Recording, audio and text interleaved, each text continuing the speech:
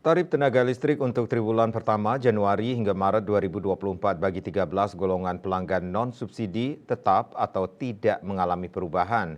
Direktur Jenderal Ketenagalistrikan Kementerian SDM Jisman P. Hutajulu menjelaskan kebijakan tersebut merupakan bagian dari upaya pemerintah melalui sektor ketenagalistrikan untuk menjaga daya saing para pelaku usaha, menjaga daya beli masyarakat, dan menjaga tingkat inflasi.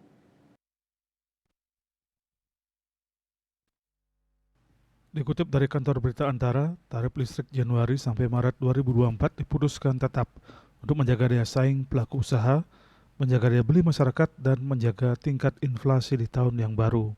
Sesuai ketentuan pada Peraturan Menteri ESDM nomor 28 tahun 2016, JO Peraturan Menteri ESDM nomor 8 tahun 2023, penyesuaian tarif tenaga listrik bagi pelanggan non-subsidi dilakukan setiap 3 bulan mengacu pada perubahan terhadap realisasi parameter ekonomi makro yakni kurs Indonesia Crude Price, inflasi dan harga batubara acuan (HBA).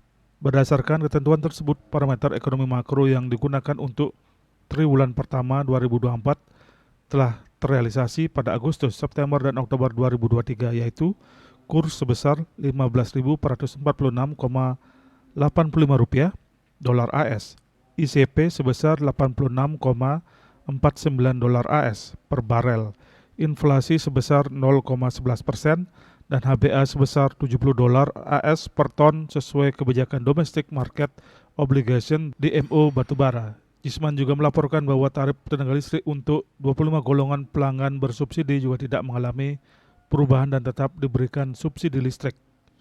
KMB Bali Pos melaporkan.